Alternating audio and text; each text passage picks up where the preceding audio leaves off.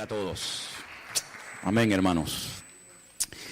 Me gustaría llevarles al libro de Éxodo, que es el segundo libro, empezando por el principio de la Biblia, porque una de las cosas que yo he dicho muchas veces aquí, cuando leemos la Biblia no es un libro que se escribió hace 2 días. La Biblia tiene miles de años. Si los libros, las cartas, los capítulos que tenemos aquí en nuestras manos, es un tesoro impresionante. Yo creo que ninguno de nosotros, perdonen si me equivoco, pero yo creo que ninguno de nosotros tenemos en casa un objeto que tiene más de 3000 años de historia. A lo mejor dicen, esta silla era de la abuela.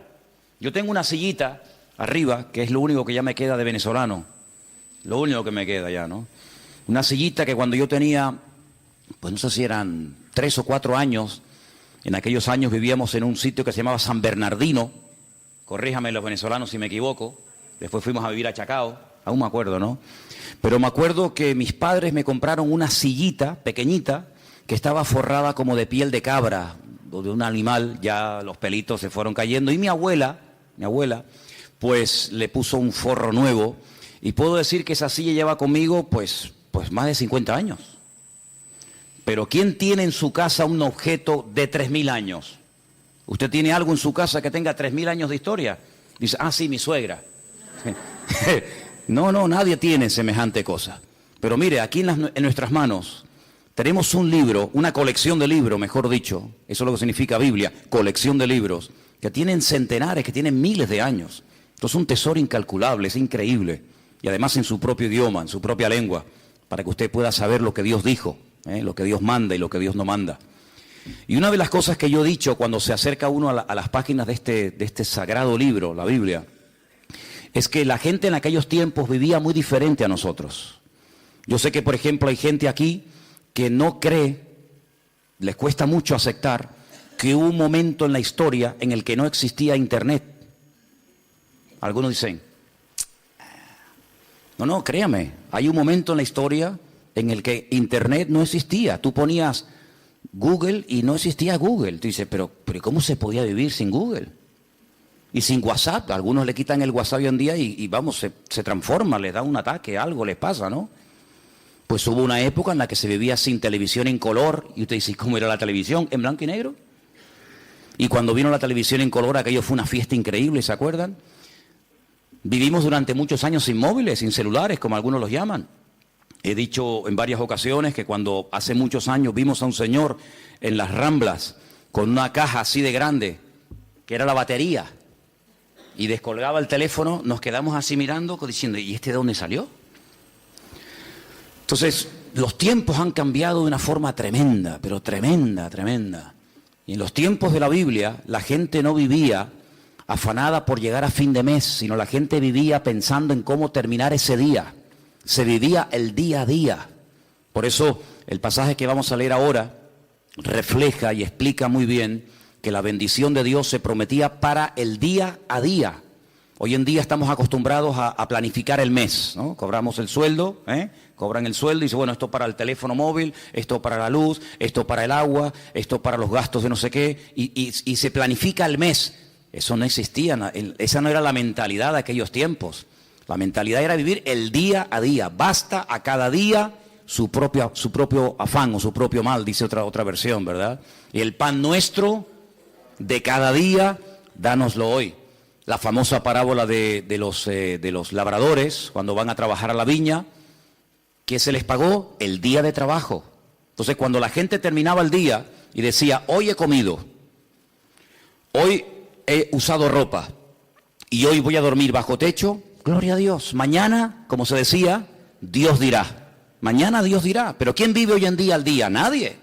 La gente enseguida planifica y la gente hace planes. Y bueno, el verano que viene me voy a ir de vacaciones a tal sitio o dentro de 3 meses y por eso están las agendas y por eso hay tantas historias. Pero en la Biblia no era así. En la Biblia era vivir el día a día. Desde que salía el sol hasta que se ocultaba el sol y ya está. Y hay un pasaje en el Antiguo Testamento, en el libro de Éxodo, capítulo 16, que voy a leer unos versículos para que vean qué interesante esta historia. Y dice, viendo los hijos de Israel, se preguntaron unos a otros, ¿y esto qué es? Ustedes saben la palabra maná, ¿no? Maná. La palabra maná en hebreo significa, ¿qué es esto? Maná. Majú, ¿qué es esto? Y por eso la palabra maná, que uno dice, bueno, ¿y qué significa? Significa literalmente, ¿qué es esto? Pues dice aquí, cuando vieron aquello, dijeron, ¿qué es esto? Porque no sabían qué es lo que era. Entonces Moisés le dijo, este es el pan que el Señor os da para que coman. Esto es lo que el Señor os ha dado, recoged de él cada uno según lo que pudiera comer, un gomer por cabeza, conforme al número de vuestras personas, tomaréis cada uno para los que están en su tienda. Los hijos de Israel, dice versículo 17, lo hicieron así, unos recogieron más y otros recogieron menos. Y lo medían por gomer, y no sobró al que había recogido mucho, ni faltó al que había recogido poco. Cada uno recogió conforme a lo que había de comer. Moisés les dijo, ninguno deje de ello para mañana. Algunos decían, ¿y si mañana no cae el maná? ¿Y si pasado mañana se agota? Vamos a recoger el lunes, para el martes, para el miércoles y para el jueves. Siempre ha habido gente así, ¿no? Pero el Señor le dijo, no, ellos no obedecieron a Moisés. Algunos dejaron de ello para otro día y crió gusanos y hedió. Y se enojó Moisés contra ellos. Era una falta de fe. Creer que al día siguiente el Señor no iba a derramar su fidelidad era una falta de fe. Hoy ha caído el maná, sí, mañana otra vez y pasado otra vez, no se preocupen. Y lo recogían cada mañana, cada uno según lo que había de comer, y luego que el sol se calentaba, se derretía. No sé si han visto seguramente en alguna feria, en algún lugar por ahí, esa gente que tiene como si fuera un caldero y van haciendo una cosa así y crean como ese algodón. ¿Lo habéis visto? Ese algodón de azúcar que cuando lo coges con la mano te empegosta todo. El maná era algo así, era algo muy parecido a eso. El Señor les dijo, cada día ustedes van a ver una demostración de mi fidelidad. Cuando ustedes se levanten, ya el maná está allí. No van a tener que esperar a que caiga. Es decir, yo voy a ir siempre delante de ustedes. Cuando ustedes se levanten el lunes, ustedes recojan todo lo que vayan a comer para el día lunes. Y cuando se levanten el martes, recojan lo que vayan a comer el martes, y así sucesivamente. Pero había gente que dudaba, había gente que decía, vamos a recoger para 3 o 4 días por si acaso. Vamos a recoger para toda la semana. ¿Y qué pasaba? Se les echaba a perder. Porque el Señor les estaba enseñando al pueblo en el desierto depender cada día de la bendición y de la fidelidad del Señor. Parece como que eso ya no forma parte de nuestro estilo de vida. Pero así es como deberíamos realmente vivir los creyentes. Hoy el Señor me ha bendecido, hoy el Señor me ha ayudado, hoy puedo dormir en mi cama, hemos comido, fíjate tú, hemos desayunado, almorzado, otros han merendado antes de venir al culto, otros antes de irse se ponen allí en el mostrador también a picotear, luego llegan a casa, vuelven a comer. Hermanos, Dios es fiel. ¿Cuál es la garantía de que mañana Dios me va a suplir mi necesidad? Que hoy me la ha suplido. ¿Cuántos dicen amén? Como Él no cambia, si Él hoy ha sido fiel, mañana otra vez volverá a ser fiel. Y yo tengo que fiarme de Dios. Yo tengo que depender del Señor, no de mes a mes, sino como dice la Biblia, el pan nuestro de cada día, dánoslo hoy. ¿Cuántos de los que están aquí hoy han comido? Veo que todos vienen vestidos. Algunos han venido en coche, otros caminando, otros en guagua. Cuando te vayas de aquí, cenarán, dormirán en sus camas. ¿Qué más queremos, hermanos? Dice la palabra de Dios, teniendo sustento y abrigo, estemos contentos con esto. ¿De dónde nace ese afán, ese agobio de venga y más y más? ¿De dónde nace? ¿De la Biblia? No. ¿De una relación sana con Dios? No, Señor. El cristiano sano, el cristiano que tiene una fe sana, completa, una fe coherente, una fe bíblica, no tiene que caer en ese afán, en ese agobio, en ese estrés, y la deuda, y no sé qué, y esto y lo otro. No, así no vivimos, así no tenemos que vivir los hijos de Dios. Los hijos de Dios tenemos que vivir de cara al mundo, de cara a la galería, con paz, con la tranquilidad de saber que nuestra vida está en las manos del mejor pastor del mundo, porque dice la Biblia, el Señor es nuestro pastor y nada nos faltará. ¿Cuántos dicen amén? Por lo tanto, en el Sermón del Monte, el Señor cuando enseña a orar a su pueblo dice, y el pan nuestro de cada día, dánoslo hoy. ¿Se puede orar por el pan nuestro de cada día? Claro que sí. Pero en ningún momento tenemos que estar preocupados por los próximos 15 días, por la próxima quincena, por el próximo mes. Eso no es bíblico, eso no es bíblico. El Señor quiere que aprendamos a depender de Él, a confiar en Él cada día, sin preocupaciones, sin agobios, sin estrés. Ya sé que esto a lo mejor suena a locura.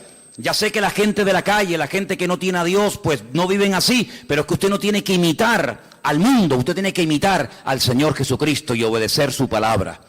Hay un texto muy interesante que yo lo he leído muchas veces, de hecho no quiero exagerar, pero casi a diario lo leo, y se encuentra en Deuteronomio. Es un pasaje buenísimo, buenísimo, que de vez en cuando pienso yo que deberíamos de leer. Está en Deuteronomio capítulo 8, del versículo 11 en adelante. Es buenísimo este pasaje, de verdad que es una bendición de Dios el poder tener esto en nuestras manos. Dice, cuídate de no olvidarte del Señor tu Dios. Y yo pregunto, ¿y se puede acaso alguien olvidar de Dios? Porque te puedes olvidar, no sé, de las llaves, del móvil. Te puedes olvidar de dónde dejaste el coche. Yo me acuerdo hace años, venía por la calle esta de la iglesia con el casco de la moto en la mano. Y me metía en el bar de aquí al lado a tomar un cortado. Y un hermano, me dice, ¿de dónde vienes? Digo, no, tuve que ir abajo a Santa Cruz a hacer unas cosas. Y me dice, ¿y tú vas por la vida con un casco debajo del brazo? Digo, ¡ay, la moto! Y la dejé en la Plaza de España. Yo me vine desde la Plaza de España hasta aquí con la moto, con el casco de la moto bajo el brazo. Vamos, simplemente mirando el casco, sabes que, mijo, el casco es para usarlo en la moto. Pues me olvidé de la moto. Y un día tuve que llamar al segurita del Carrefour allí en La Laguna, porque para mí es que me habían robado el coche. ¿Y qué va? Me van a robar el coche estaba en otro sitio, pero volví loco a medio centro comercial. Mire, que me robaron el coche, que llame a la policía, que no sé qué, y el coche estaba donde yo lo había dejado, pero yo no me acordaba. Y a veces hemos visto en alguna playa por la megafonía, el niño Pedrito García Rodríguez, con una camisita roja y un pantalón amarillo y unos calcetines verdes. Se ha perdido, por favor. Pero perder a Dios, olvidarse de Dios. ¿Cómo se puede una persona, cómo se puede olvidar un joven, cómo se puede olvidar una familia de Dios? Pues hermanos, parece mentira, pero hay gente que incluso llegaron a servir a Dios y se olvidaron completamente de Él. Y por eso el Señor, sabiendo que somos así los seres humanos, dice en este versículo, cuídate, tengan cuidado de no olvidarse del Señor vuestro Dios, para cumplir sus mandamientos, sus decretos, sus estatutos que yo te ordeno hoy. Versículo 12. No suceda que comas y te sacies y edifiques buenas casas en las que habites, y tus vacas y tus ovejas se aumenten, y la plata y el oro se te multipliquen, y todo lo que tuvieres se aumente, y se enorgullezca tu corazón, y te olvides del Señor tu Dios, que te sacó de la tierra de Egipto, de la casa de servidumbre, que te hizo caminar por un desierto grande y espantoso, lleno de serpientes ardientes y de escorpiones y de sed, donde no había agua, y Él te sacó agua de la roca del pedernal, que te sustentó con maná en el desierto, comida que tus padres no habían conocido, afligiéndote y probándote para a la postre hacerte bien. Y digas en tu corazón, mi poder y mi fuerza, la fuerza de mi mano, me han traído esta riqueza. Dice aquí, acuérdate del Señor tu Dios, porque Él es el que te da el poder para hacer las riquezas. ¿Cuántos dicen amén? Esa es mentira, ¿no? Gente que ha prosperado, gente que le ha ido bien en la vida, que en fin, que han aumentado sus negocios, su patrimonio, etcétera, y se les suba a la cabeza el éxito y digan, no, es que yo tengo todo esto por mi fuerza, por mi sabiduría, por mi poder. Usted dice, no, a mí eso no me puede pasar. No lo digas, porque como lo diga, a veces al final te va a terminar pasando. El hombre es así, hermanos. El hombre, mientras depende del Señor, se mantiene humilde, se mantiene sometido al Señor, pero como parece que a veces la riqueza o la abundancia se le vuelve en su contra, pueden incluso llegar a olvidarse del Señor, del Creador. Dice, el que te sacó de Egipto, el que cuando eras un esclavo y nadie daba un duro por ti, yo te compré y te saqué de la tierra de esclavitud y te conduje por el desierto y te di agua y te di maná y te di todo lo que necesitaba. Y ahora que llegas a la tierra prometida te olvidas de mí, porque crees que ha sido tu sabiduría, tu fuerza, tu experiencia en la vida la que te ha llevado de la nada a la cumbre, y te equivocas. Ten mucho cuidado y guarda tu corazón, dice la Biblia. Porque soy yo el que te da la sabiduría, soy yo el que te da el poder para hacer las riquezas. Y cuando el Señor le da a uno sabiduría para hacer negocios, y cuando el Señor le da sabiduría para hacer algo, aunque te salga bien el negocio, lo que has comprado, lo que has hecho, no te olvides siempre de darle la gloria y la honra al Señor. ¿Cuántos dicen amén? Así que tengamos cuidado, ¿verdad? Porque son más los que se han perdido, los que se han enfriado y se han apartado de los caminos del Señor en la abundancia que en la escasez. Parece mentira, pero así ha ocurrido muchísimas veces, ¿no? Así que estamos viendo a la luz de la palabra de Dios cómo hay que depender cada día de Él. Ahora, vivimos en un mundo, como dije la semana pasada, rodeado de mentiras y de mentirosos. Esa es la cruda realidad. Vivimos en un mundo en donde los principios y los valores están al revés. Dice la Escritura que llegaría un momento en la historia de la humanidad, y yo creo que ya hemos llegado, en el que a lo malo te lo presentarían como lo bueno. Y lo que es bueno y decente de toda la vida, te lo presentarían como algo malo. Y uno dice, pero ¿cómo puede ser eso? ¿Cómo puede ser que la decencia, la fidelidad, el ser honesto, el vivir la verdad, el ser sincero esté mal visto y parece que le vaya mejor al ladrón, al sinvergüenza, al que roba, al que miente, al que engaña? ¿Cómo puede ser eso? ¿Cómo puede ser que personas por no pagar a lo mejor una pequeña cantidad le embarguen lo que tienen, y personas que han robado millones se estén pegando la gran vida y salgan en televisión y viajen por aquí y compren por allá? ¿Cómo puede ser eso? Bueno, son los últimos tiempos. Tiempos en los que a lo dulce lo presentarían como salado y a lo salado como dulce, dice la Biblia. Ahora, hay dos versículos que aparentemente son contradictorios. Y curiosamente, tanto uno como otro los escribió la misma persona. Por ejemplo, hay un versículo que todo cristiano, yo creo, no, da igual a la iglesia que asista o a la denominación a la que pertenezca, yo creo que hay un versículo que todos los cristianos se lo saben de memoria. Y si no, vamos a comprobarlo. Juan 3:16. ¿Qué dice? Díganlo fuerte. Uy, no. A ver si me vais a dejar en... Que esto lo están viendo miles de personas ahora mismo en el mundo entero, ¿eh? Decirlo fuerte, a ver qué dice. Porque de tal manera amó Dios al mundo, que ha dado a su Hijo unigénito, para que todo aquel que crea en Él no se pierda, mas tenga vida eterna. ¿Qué dice la Biblia que Dios hizo? Dios amó. ¿A quién? Al mundo. Dígalo fuerte. Dios amó al mundo. Otra vez. Dios amó al mundo. Ahora explíqueme esto. No améis al mundo ni las cosas que están en el mundo. ¿En qué quedamos? Juan 3:16 dice, Dios amó al mundo.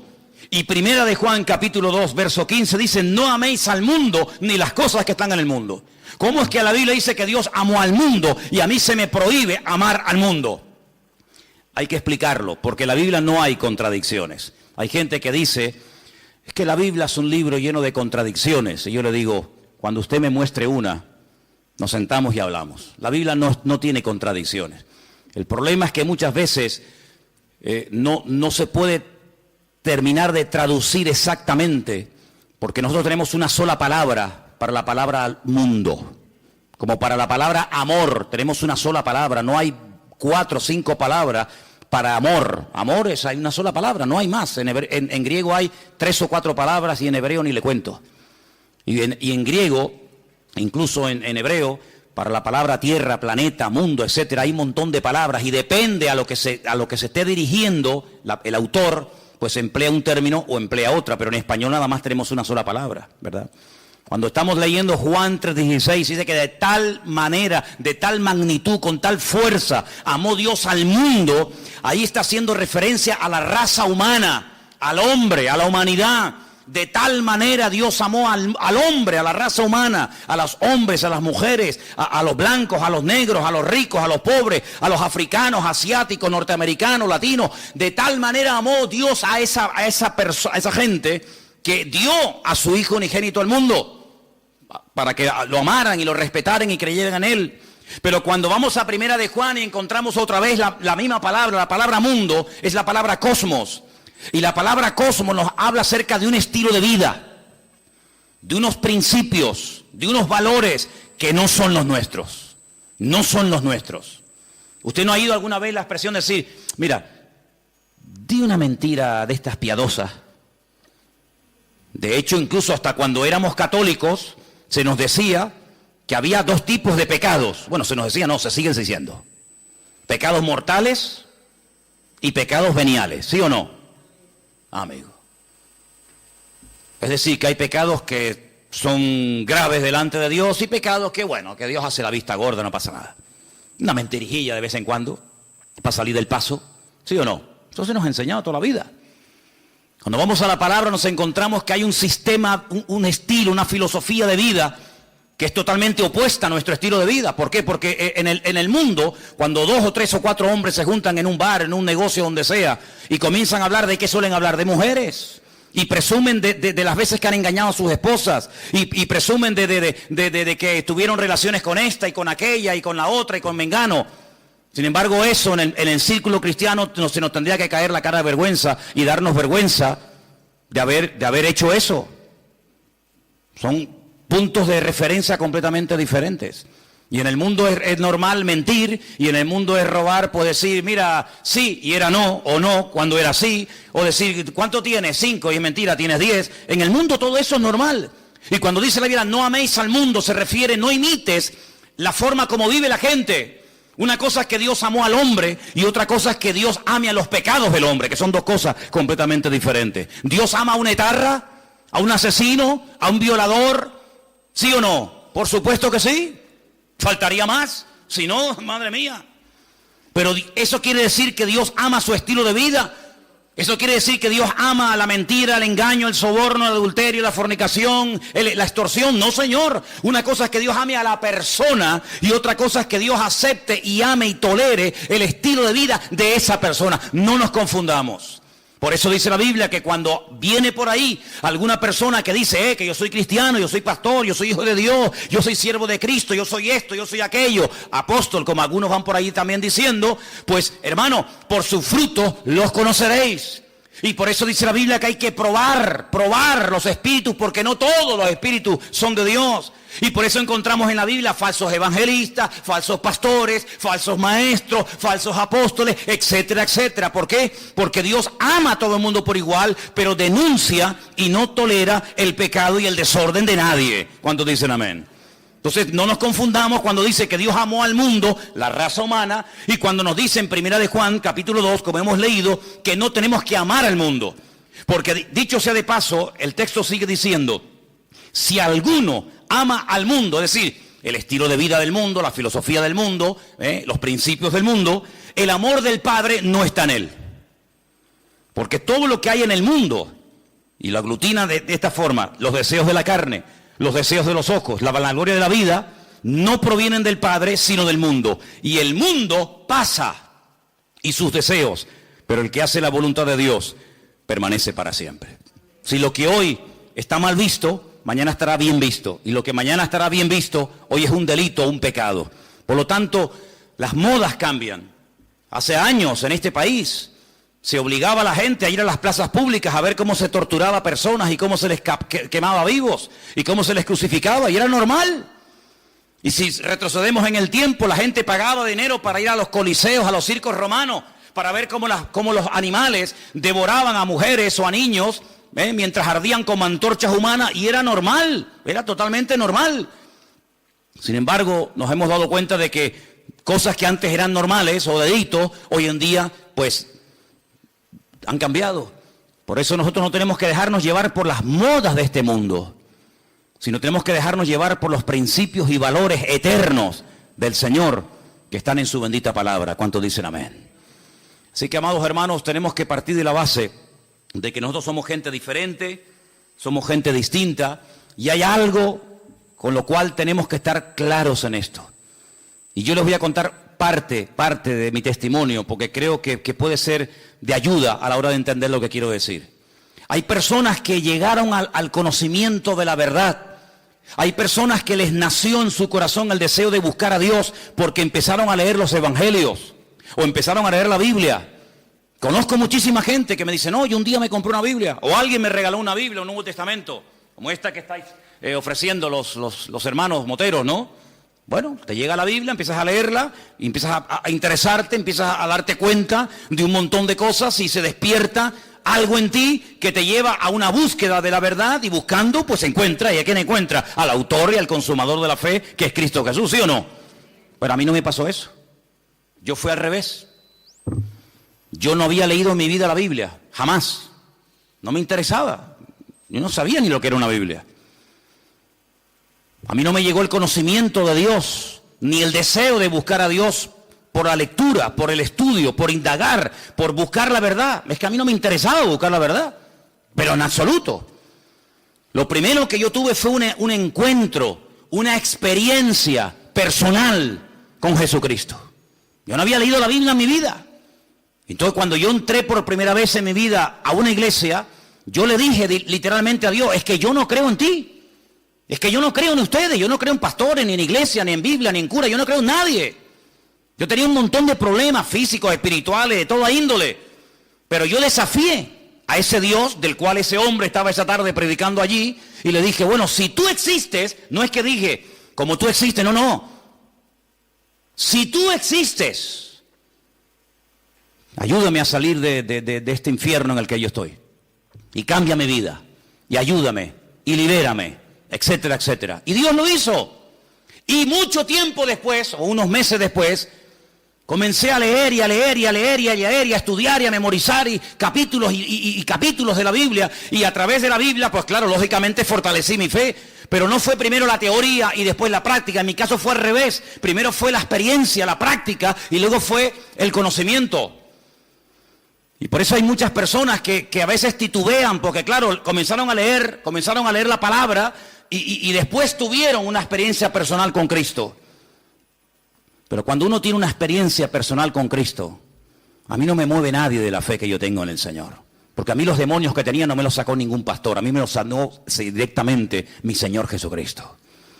Y el que me transformó la vida no fue una predicación de un reverendo o de un apóstolo, como ese radio se llame, sino que directamente mi Señor y mi Dios me liberó y me transformó y me rompió completamente. Y después comencé a leer su palabra. Y por eso hay gente que lee la palabra y después tienen la experiencia, si es que la llegan a tener, y por eso a veces dudan de haber interpretado correctamente el texto y lo habré interpretado mal, y en vez de resulta que era así, resulta que era asado. Yo no tengo la más mínima duda. Yo he hablado con budistas, he hablado con gente que practica el Islam, he hablado con rabinos judíos de todo tipo, cerrados, abiertos, de toda índole. Y yo cada día estoy más firme en mi fe, porque a mí el conocimiento y la experiencia no me vino por lo que leí ni por lo que me enseñaron. Es que yo tuve un encuentro personal con Cristo. Yo era ciego y ahora veo.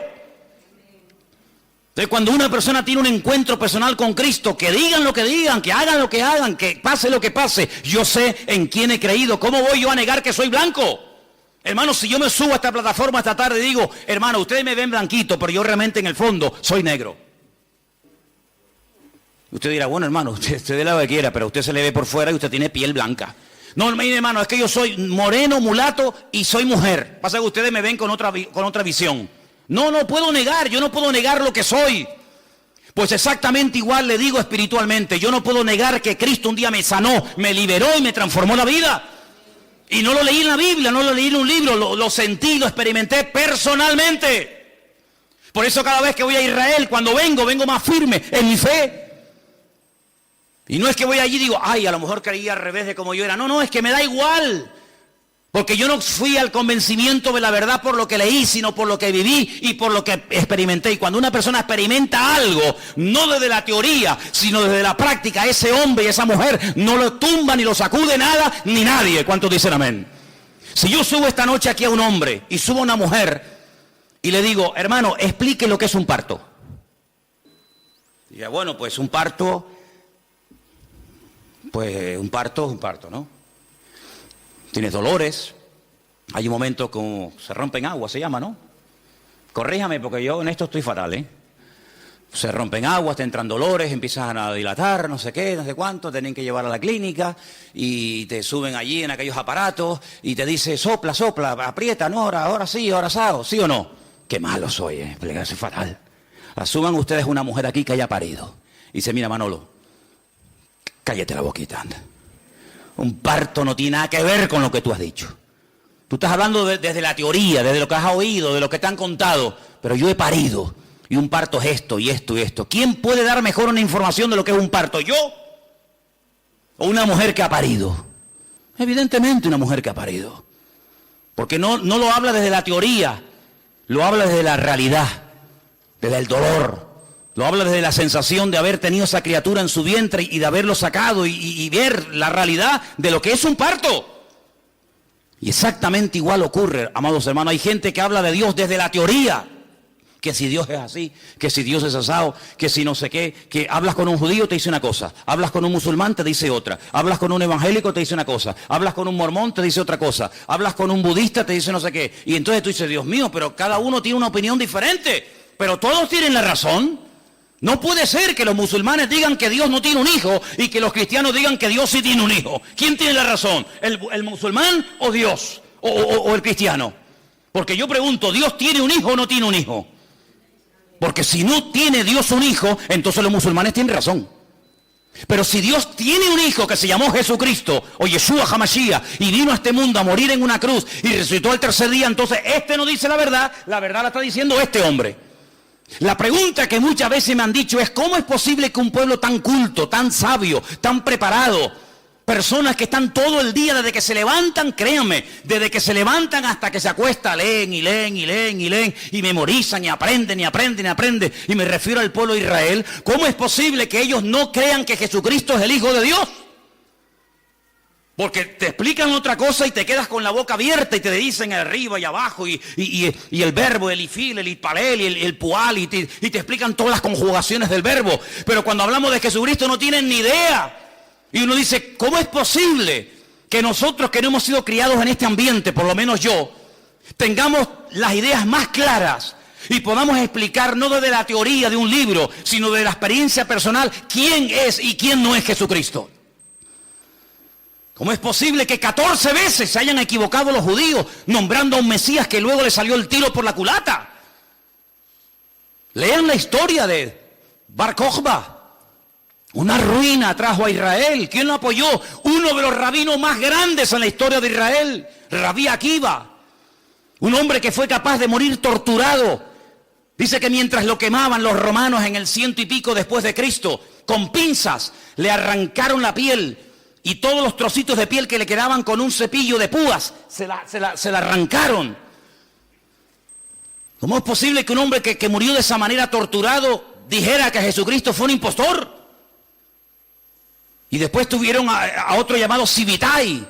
Y ese fue una ruina total porque la mayoría de los judíos del mundo entero lo reconocieron como el Mesías. Y al final, cuando lo apresaron los turcos, cuando lo prendieron los musulmanes, le dijeron, o claudicas de esto, o te matamos. Y se convirtió al Islam. Y todavía ni se han recuperado. ¿Y cómo es posible que hace unos años, en todas las calles de Israel, en los taxis, en las guaguas, en los colegios, en la radio, en la televisión, por todas partes había pancartas, que viene el Mesías, que viene el Mesías, que viene el Mesías, el viejito Lubavitch, un viejito así chiquitito, ese es el Mesías, y resulta que se murió, y todo el mundo dice, uy, ¿ahora? Y ahora eso que le estaban esperando y lo habían proclamado como el Mesías, dice, no se preocupen, de un momento a otro resucita, y viene y está entre nosotros otra vez. Y yo digo, Dios mío, ¿cómo es posible que esa gente tan culta y repito, tan sabia y que profundiza tanto la Escritura se hayan equivocado tantas veces? No una, ni dos, ni tres, ni cuatro, muchas veces proclamando a falsos mesías. Bueno, es que eso está escrito. Eso no es producto de la casualidad. Es que eso ya lo profetizó el Señor en el libro de Isaías capítulo 29. Y quiero leértelo para que veas, es algo impresionante. Que lo que les ha ocurrido estaba escrito, estaba profetizado y no nos tiene que sorprender.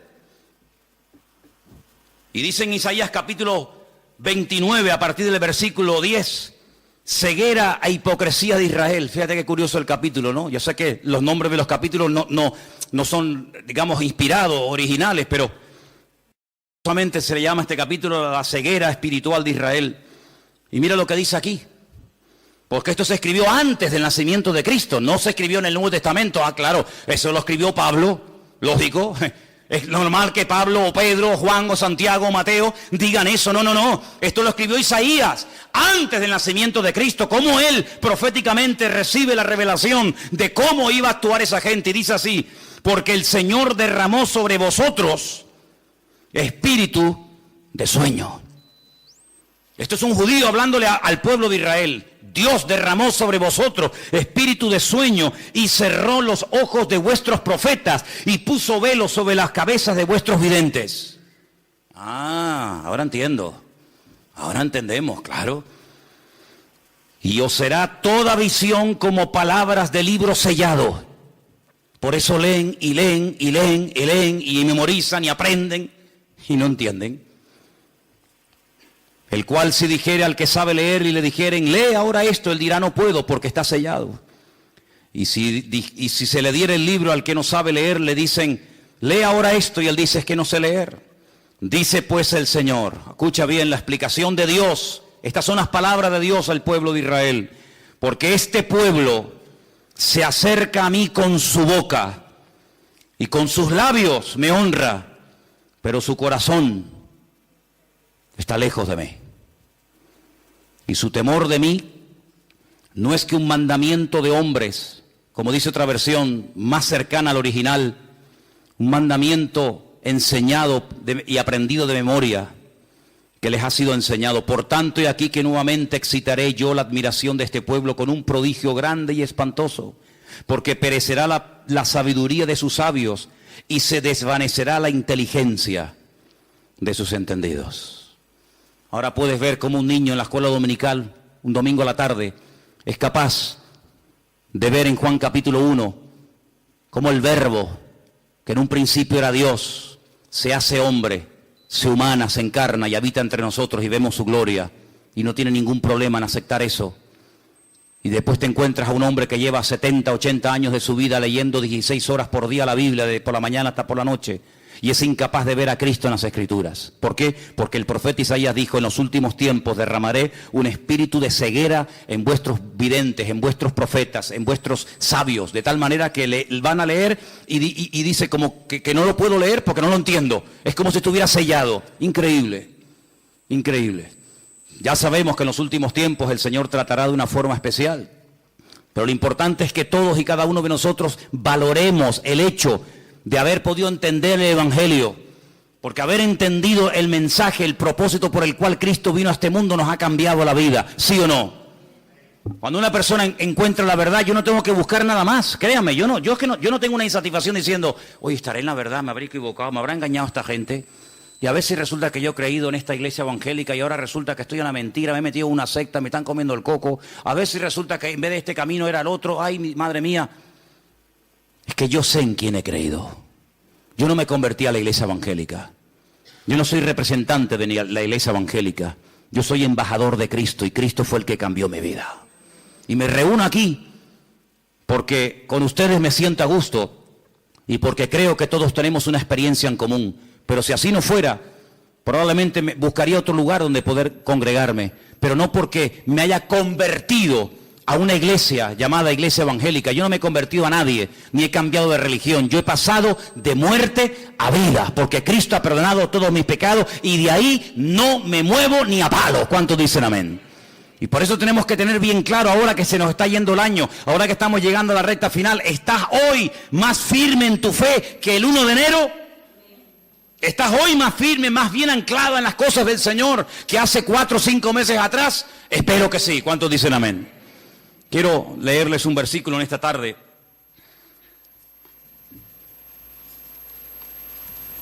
Y antes de buscar ese texto que se encuentra en Apocalipsis, en el capítulo 3, déjenme que les diga algo. Cuando uno empieza a leer la Biblia desde el principio, uno se va a dar cuenta de que cuando Adán y Eva pecaron, y ahora hablaremos un poquito de esa mujer también, quedaron desconectados del Señor.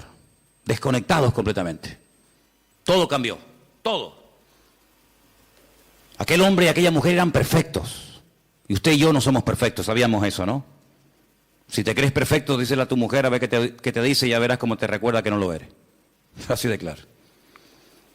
Qué maravilla el ojo humano, ¿eh? Qué maravilla poder ver en colores. Porque nosotros vemos en colores, ¿sí o no? ¿Usted ve en colores? Hay algunos que confunden, ¿no?, el rojo con el verde con el amarillo, pero generalmente el hombre ve en colores, vemos en 3 dimensiones. Podemos ver de cerca, de lejos, enfoca de una forma maravillosa. Pero usted sabe que de todo lo que hay aquí que se podría llegar a ver, solamente vemos el 1%. Nuestro ojo solamente percibe el 1% de todo lo que podríamos llegar a ver. Adán veía al 100% sin ningún problema. Veía a los ángeles, veía el mundo espiritual y natural de una perfección tremenda. ¿Qué le parece? El cerebro del ser humano dice que está dividido en 2 y que solamente funciona una parte. Yo a veces hasta lo dudo que funcione esa parte. Y Dios pone un miembro en nuestro cuerpo para que funcione la mitad. No tiene sentido. El cerebro de Adán funcionaba a la perfección y veía la esencia de las cosas con una claridad nítida, sin problema, ¿verdad? Y sabemos que el hombre está por debajo de todos sus niveles. Seguramente Adán era capaz de meterse debajo de un río y estar 3 horas metido debajo del agua. Y veía perfectamente, porque era un ser perfecto, completo, no le faltaba nada. Probablemente, sabe Dios, hasta con el pensamiento podría trasladarse de un lugar a otro y volar. Yo qué sé lo que aquel hombre podía haber llegado a hacer. Sin embargo, el pecado lo deterioró todo. El pecado lo reventó todo. No somos ni la sombra de lo que un día el Señor creó. El mundo era perfecto, el mundo que tenemos no es perfecto. Vayan a Madrid ahora, van a ver esa capa, esa nube negra encima, ¿verdad? El otro día las imágenes de Pekín, los pobres chinos con máscara, allí ahogándose, asfixiándose. Este mundo no tiene nada que ver con el mundo perfecto y maravilloso que el Señor creó. Pero a pesar de la rebelión y del pecado del hombre, Dios proveyó un sistema, y eran los sacrificios. ¿Y qué hace Abel? Presenta un sacrificio, ¿para quién? Para él.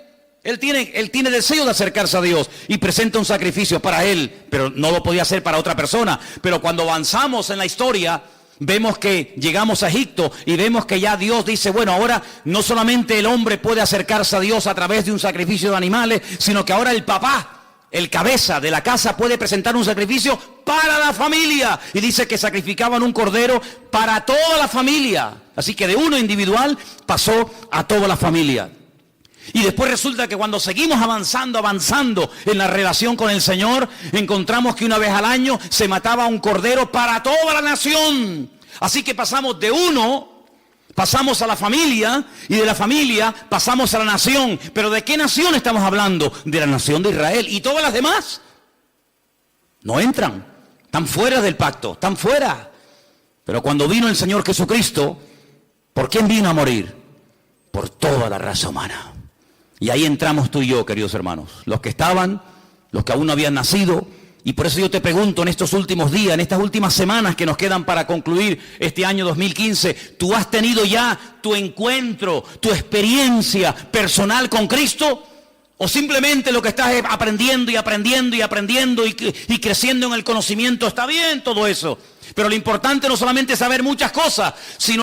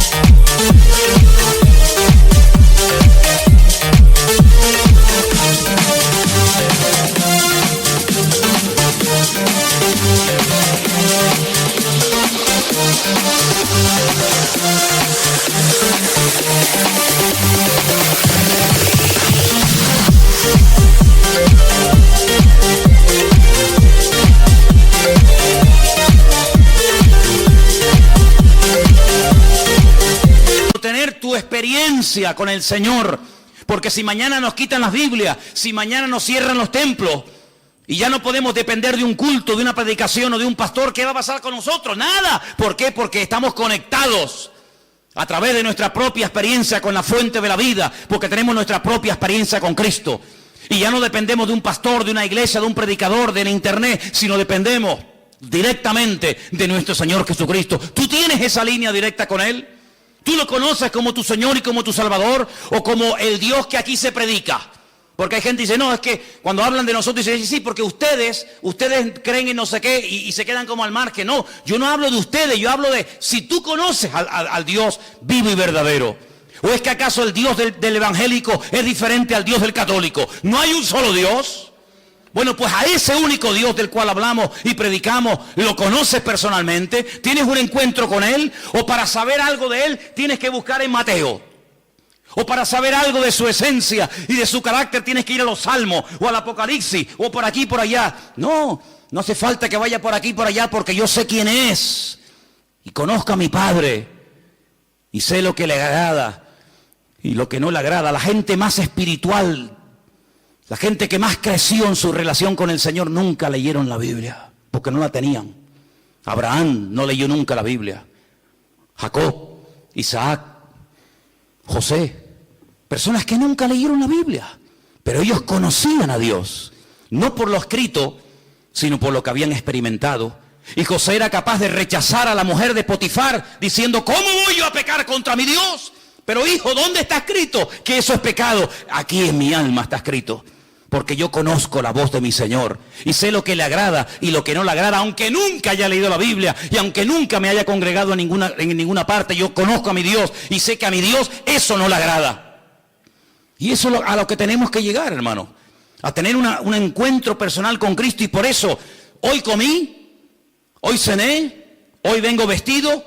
Pues mañana me voy a levantar con la seguridad de que se va a volver a repetir otra vez lo mismo. ¿Por qué? Porque grandes son sus fidelidades cada mañana y cada día. ¿Cuántos dicen amén? Apocalipsis capítulo 3, el texto que les quería leer, dice que Él, por cuanto hemos guardado su palabra y no le hemos negado, ni con los hechos, ni con las palabras, nos guardará de la hora de prueba que ha de venir sobre todas las naciones.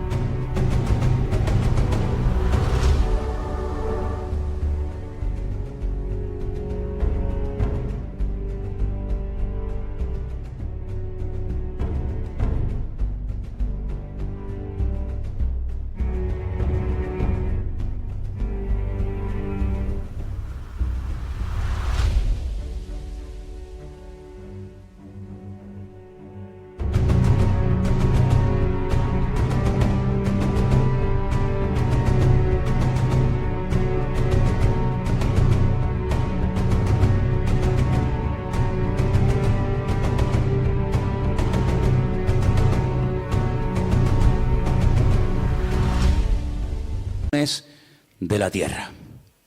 El otro día, creo que lo comenté y termino, decían que en los estatutos, en las leyes de la ONU, hay un artículo que dice que cuando 5 naciones pelean, cuando 5 naciones, digamos que entran en un conflicto bélico, en ese artículo se encuentra la expresión de que ya se puede hablar de una tercera guerra mundial. En este momento hay 10 naciones, no 5, 10 naciones peleando contra un enemigo en común. Y por eso ellos dicen que oficialmente ya se puede decir, ya se puede declarar que estamos ya en una tercera guerra mundial, donde Inglaterra, Francia, Estados Unidos, Rusia, Arabia Saudita, etcétera, etcétera, ya han entrado en un conflicto que no tiene marcha atrás. Estamos en la recta final no solamente del 2015, estamos en la recta final de la historia de la humanidad. Y en estos últimos tiempos, el Señor todavía sigue llamando a los corazones de los seres humanos. En estos últimos tiempos todavía el Señor tiene interés por ti y por mí. Yo no sé qué ha visto en nosotros, pero Dios no va a parar hasta que tú le entregues tu vida y hasta que tú le entregues tu corazón al Señor. Y yo doy gracias a Dios de que Él se ha empeñado en salvarme, de que Él se ha empeñado, está empecinado en transformar mi vida. Claro, uno siempre se escuda, ¿no? No, es que yo soy no sé qué, es que no. Mira, solamente sé una cosa. Da igual dónde hayas nacido, da igual la religión que hayas practicado, tal vez ninguna. La cruda realidad es que todos delante de Dios estamos desnudos y todos urgentemente le necesitamos. No hay un verdadero cambio. Una persona puede cambiar y estar una temporada buena, pero eso no es lo que yo buscaba. Porque yo también, cuando estaba sin Cristo, también tuve mis buenas temporadas. Fueron las mínimas. Pero aquí lo que queremos no es solamente cambiar, dejar ciertas y determinadas cosas, o hábitos, o sustancias, o me da igual. No. Aquí lo que queremos es cambiar de vida. Y no se puede cambiar de vida, no se puede estar permanentemente sin meter la pata, perdonen la expresión, no se puede estar permanentemente, digamos, viviendo en victoria, en bendición, no se puede, es imposible. Y usted dice, bueno, ¿qué esperanza me está dando este hombre? Humanamente, ninguna. No hay posibilidad de cambiar, solamente a través de Cristo Jesús. ¿Cuántas personas lo han intentado? Curas de sueño, acupuntura, de todo lo que te puedas imaginar. Tarde o temprano vuelven otra vez al mismo rollo. Porque no hay libertad verdadera hasta que conozcas a Cristo Jesús. No te hablo de la iglesia. Si usted busca otra iglesia que le guste más, que te guste por lo que sea, váyase a esa, no tenga problema. Usted váyase a donde mejor se encuentre. Pero no te olvides que las iglesias no están para cambiar a nadie, sino para decirte quién es el que cambia, y el que cambia es nuestro Señor Jesucristo. Cierra tus ojos ahí donde estás. Quiero que oremos en esta tarde de verdad, de todo corazón, y le pidamos al Señor que abra nuestros ojos, que quite la ignorancia, la ceguera de nuestra vida, para que nos demos cuenta de que la única manera de salir de este sistema falso, maligno, es a través de Cristo. Salir de este círculo vicioso, salir de esta rueda que gira y gira y gira y no nos lleva a ninguna parte. La única manera de poder vivir en victoria es a través de Cristo Jesús. Y por eso en esta tarde estamos agradecidos con el Señor, porque Él nos enseña un nuevo estilo de vida basado en la libertad, no en el miedo, en la libertad gloriosa de los hijos de Dios. Ninguna condenación hay para los que están en Cristo Jesús. Y por eso en esta tarde queremos acercarnos al Señor con la fe y con la seguridad de que se puede vivir en paz y en victoria si ponemos nuestra confianza en el día a día, en ese Dios que ha prometido ayudarnos todos los días hasta el fin del mundo. Aleluya. Si en esta tarde hay entre nosotros algún hermano, alguna hermana, alguna persona, algún joven, me da igual, que tal vez por primera vez en su vida, fíjate lo que te digo, por primera vez en su vida dice, pues oye, yo quiero entregarle mi vida al Señor.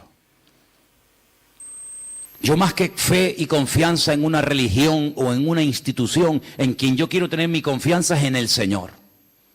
Porque uno oye cada cosa de los que se dedican a la religión que te quedas con la boca abierta. Pero yo no te hablo de religión, yo te hablo del Señor. Y a mí quien me sacó los demonios y quien me cambió la vida fue mi Señor. No una iglesia ni un pastor. Y yo te hablo de ese Señor que te ama y te quiere liberar y te quiere bendecir. Si tú le quieres entregar tu vida a Él, ahora es el momento y el lugar idóneo para decir, yo le entrego mi vida a Jesucristo. ¿Hay alguien? ¿Quiere levantar tu mano y oro por ti un momentito? ¿Alguien le quiere entregar su vida al Señor por primera vez? Dios te bendiga. Dios te bendiga, valiente. ¿Alguien más? Alguien más que dice, yo también le quiero entregar al Señor mi vida. Y quiero pedirle, Dios le bendiga. Gloria a Dios. ¿Alguien más? Dios le bendiga a ti también, gloria a Dios. Hay 4 personas esta tarde que han levantado su mano, 5, bendito Dios, que le están diciendo al Señor, Señor, yo quiero cambiar de vida. Ahí donde estás, no hace falta ni que te levantes. Yo quiero pedirle a toda la iglesia que me ayude en esta oración. Repitan conmigo, Señor Jesús, en esta tarde te damos gracias porque tú nos has amado y diste tu vida por nosotros. Señor, perdona todos nuestros pecados, transforma nuestra vida. Yo quiero cambiar, yo quiero ser libre de toda atadura, Y por eso te pido perdón, Señor. Y pido que tú entres en mi vida. Quiero ser un hijo tuyo, Señor. Quiero que me liberes. Quiero que me salves, Señor. Y que me dé fuerzas, Dios mío, dígalo. Que me dé fuerzas, Dios mío, para seguirte todos los días de mi vida. Yo acepto a Jesucristo, dígalo conmigo. Yo acepto a Jesucristo. Yo recibo a Jesucristo como mi Señor y como mi Salvador personal. Quiero tener un encuentro, dígalo. Quiero tener una experiencia personal contigo, mi Señor. Ayúdame a partir de hoy a cambiar, a caminar en victoria con la bendición del Señor. Me rindo a ti, dígalo, me rindo a Jesucristo, renuncio al mundo, al pecado y al diablo, y confieso que a partir de hoy Jesucristo será mi Señor y mi Rey. Te lo pido con todo mi corazón, en el nombre del Señor Jesús. Amén y amén. Fuerte ese aplauso al Señor, aleluya. Dígale gracias, Dios mío, aleluya.